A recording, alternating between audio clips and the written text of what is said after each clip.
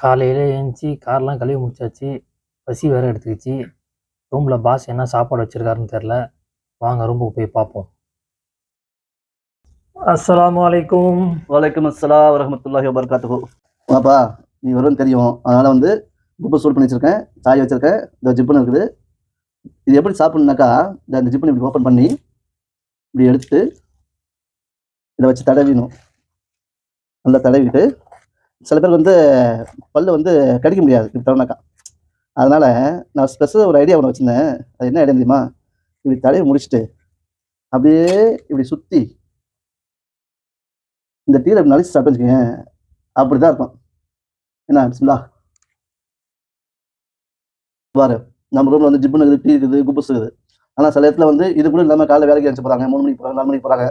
அதெல்லாம் யோசிக்கக்கூடாது. நம்மளுக்கு கிடைக்கிற வரைக்கும் அல்ஹம்துலில்லாஹ். அவ்வளோதான். ஓகேவா? ஓகே, பாய்.